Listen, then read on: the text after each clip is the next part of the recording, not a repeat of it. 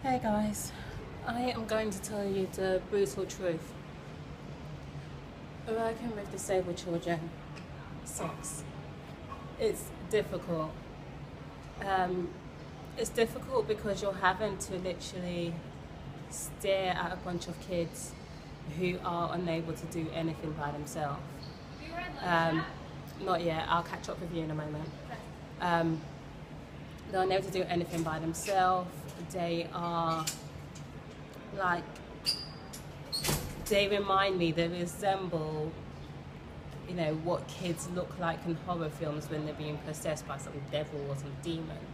And it's quite sad because you see that, you see those horror movies and you sort of relate, you know, the arms bent backward and the fingers being crooked and the knees being upwards and the head being tilted like that as an exorcism or a possession of some demon within their body. But truth be told, they're just deformities, and there's people that live with those deformities day in and day out, and they grow up with those deformities, being unable to walk, being unable to feed themselves, having limited communication skills.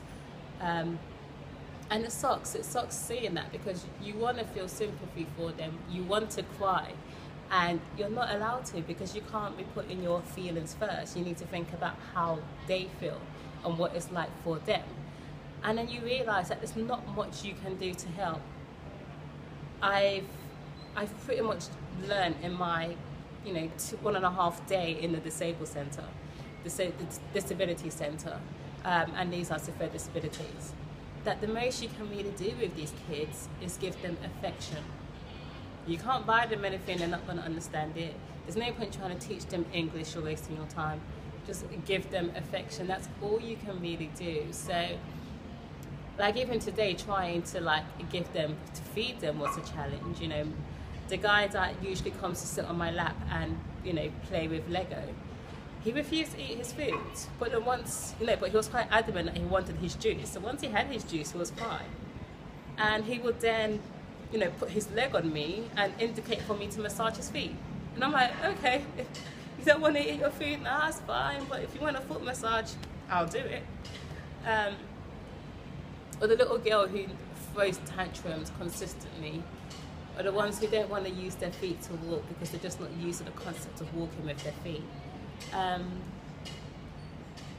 So yeah, it's hard. You definitely have to have a thick skin, and the ability to sort of just accept that this is just the way they are. And it is hard, it is difficult when you're trying to put them to sleep and they're running away. Whereas when I see my sibling run away, he's on 2 feet running.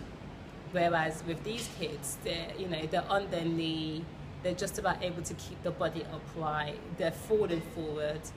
Even at one point, the guys were singing a song, and you know, if you're happy and you know it, clap your hand, that song.